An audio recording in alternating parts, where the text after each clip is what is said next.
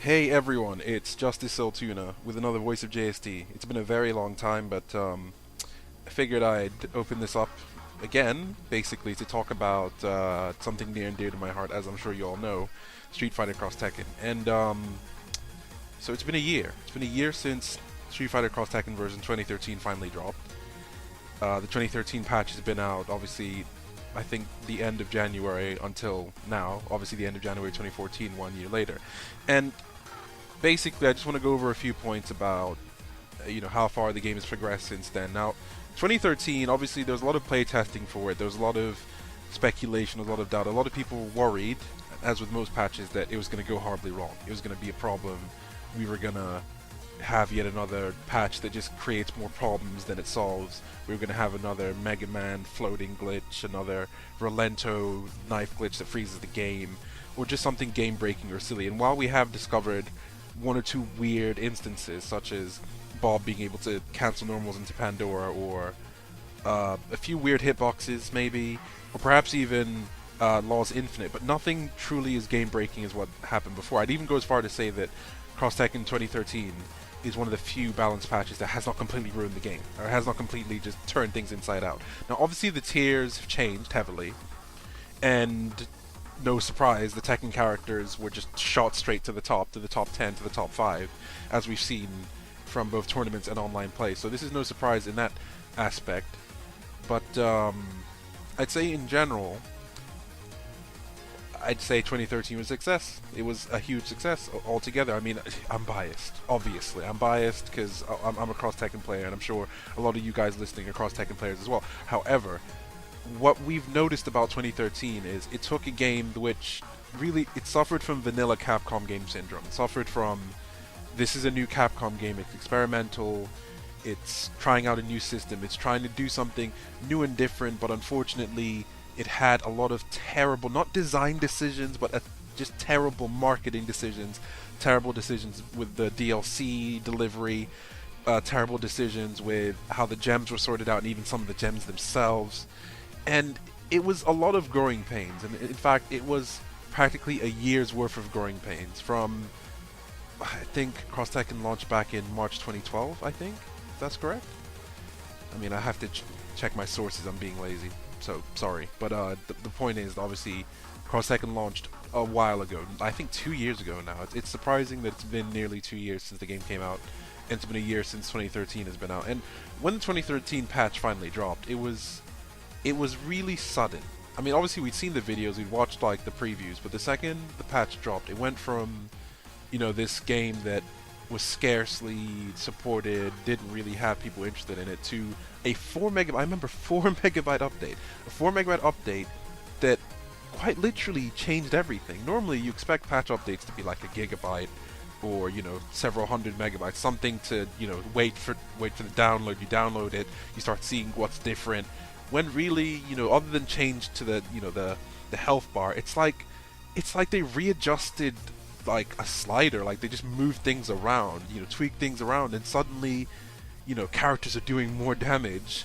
Every team can hit 500 with a switch cancel, and recoverable health moves slower, etc. It's very interesting to see how Cross Tekken, a game which many people call jab cross timeout, which was very slow paced and very non-viewer friendly, only because the tournament players weren't really playing it well. And I'm sure I'm preaching to the converted with this one, but perhaps the most profound thing about Street Fighter Cross Tekken, the original, as in vanilla, before the patch, was that this is one of the few games, I'm not sure if it's the only game, I'm not going to say that, but this is one of the few games that it was the online scene that kept it alive. In fact, I'd even go as far to say it's the online scene is keeping it alive now. And of course, there's always arguments, especially on the Facebook page, back and forth about whether or not the offline players should start stepping it up and more people should start going to events. And it's true, all this should happen. However, let's not forget that we're not for the online scene. Dare I say, we wouldn't be here. I mean, we're not for people who, kept playing, kept uploading content, kept making combo videos, tutorial videos, obviously Pandora stuff, like the stuff that we've all done. The people who obviously submitted to SF4 Evo since he started way back when, to think we're on like 200 and something. His video's on like 290 or something at this point. And it's interesting that so many people contributed that over and over the year, like that. I think it was interesting. Perhaps the online scene wasn't really that big. It was just kind of there, about as there as any other online scene for the most part. But I think it was around the time when the game finally stabilized, and I'd say that was around version 1.06. If I recall correctly, version 1.06 / version 1.07, that's when the DLC characters released. And obviously before that little stealth nerf that changed one or two things. Version 1.06, when the DLC characters released, when the Rolento knife glitch was gone, when the DLC gems were finally nerfed, I think that's when the game finally mellowed out. That's when people finally began to start using gems appropriately. People started thinking about what the gems are and how to use them, you know, effectively, like what gens complement what teams and how they can change your gameplay completely. And I think that's when the online scene really opened up. And obviously this didn't slow down after 2013 came out. So sure, tournaments opened up more. And I'd say, obviously the road to EVO was big.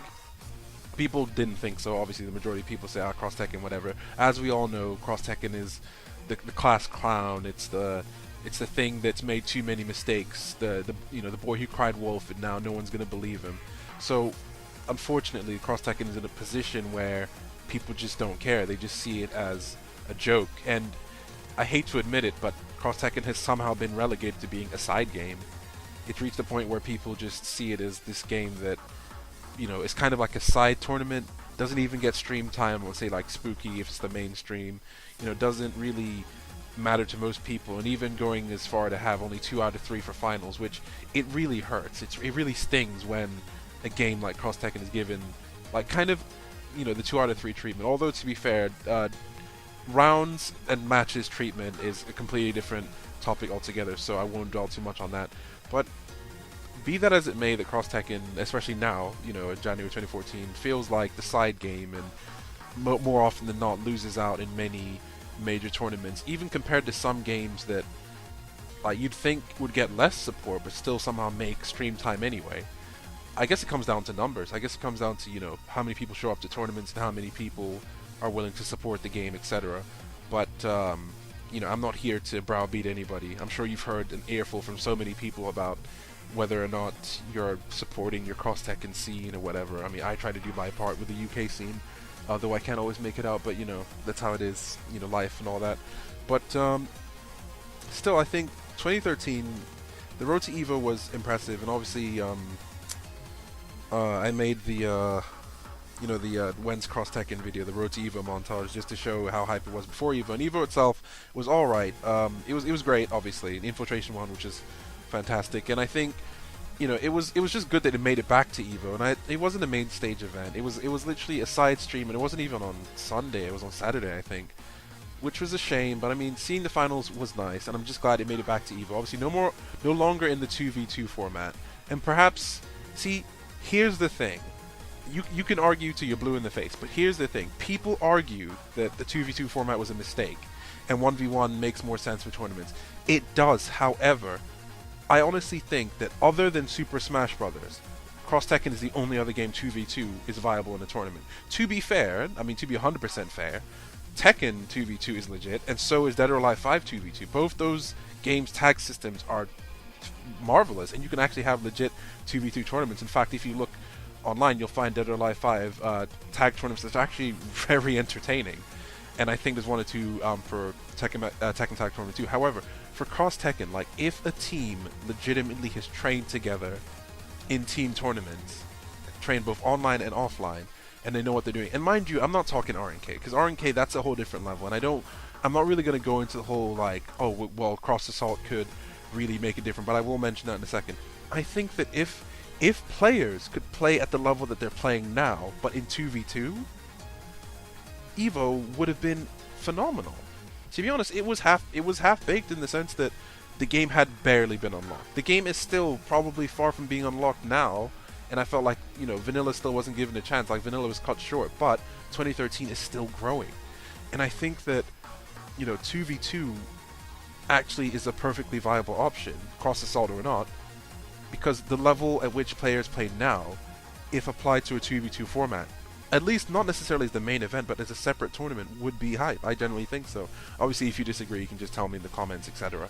But as for the cross-assault aspect, one could argue that perhaps having the cross assault as a threat would be interesting. Think of it this way. Look at how the RNK players play online, and obviously that's online, so it's not the same thing as offline.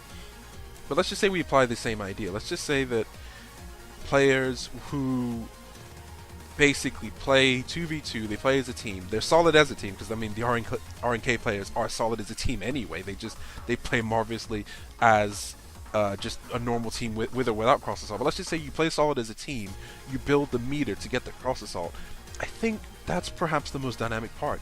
What if entire 2v2 tournaments were dedicated to teams building cross assault the fastest and launching, basically the dirtiest assault to basically take out anywhere from like 70 to 90%. I mean, this is probably me going off at a tangent here, but I mean, think about it.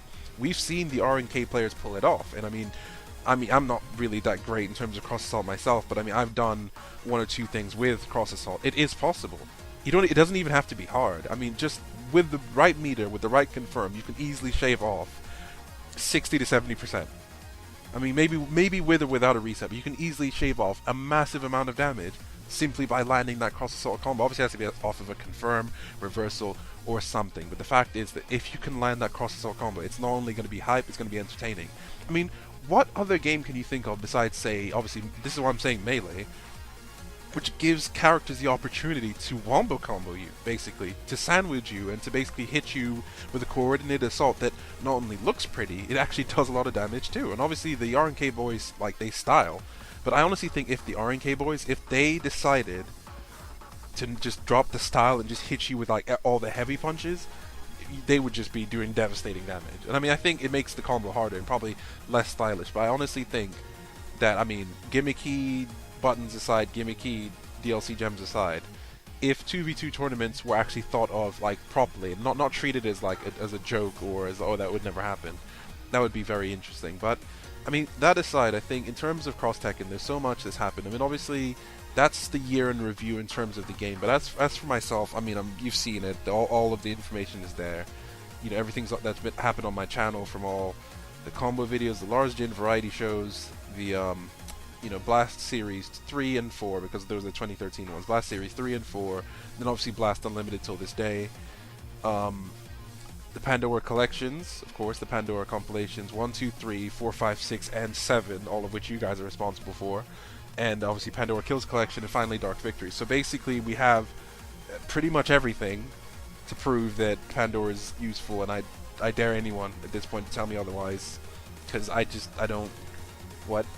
Like, what more do you want me to show you? I think that 7 compilations, an entire playlist full of tech videos, as well as just even that character video, the one showing all the characters doing it, it's not exactly, they're not all exactly like viable options, but at least it shows that it's possible, or it's been done, whatever, you get the idea. I mean, but anyway, you know me, I'm not going to harp on about Pandora too much. But look, the ultimate point is this. I think that 2013 it's come a long way. Version 2013 of Street Fighter Cross Tekken has come a very long way. A lot of things have happened. A lot of things have changed, and it's interesting because I already enjoyed Cross Tekken Vanilla, but I'm surprised. This is one of the few times where a balance update has actually made the game more fun for me. Sometimes balance updates, usually it takes the second or third update before I really enjoy it, but I think Cross Tekken version 2013 really knocked it out of the park. It introduced, one or two people who played Vanilla don't play anymore, but I think it introduced infinitely more fans, and that's why people have stuck with it so for so long. We have so many people play the game now. We have so much more tech. We wouldn't have gotten this far with Pandora were it not for all the new players, and we just stuff like the Blast series would not be possible were it not for the amount of people who now put their time and effort into making content, uploading combo videos, etc. So, okay, quick shout-outs to some people. Shout-outs to Lord William and the Twilight Zone of Cross Tekken, which he exists in. Shout-outs to HD Jammers. Shout-outs to Dark House Strife. Shout-outs to Sin Final Boss. Shout-outs to Rocknin. Shout-outs to Arceon. Shout-outs to Cool Kid. Shout-outs to Zombie Driver. I'm just giving Cross Tekken shoutouts. If I missed you, I'm sorry. Shoutouts to shoutouts to Laminal on Twitter. Shoutouts to Lance Hartman, and shoutouts to all the Pandora people in general. Shoutouts to all the people who contribute to Blast. Thank you for watching or listening. This has been JST. See you guys later.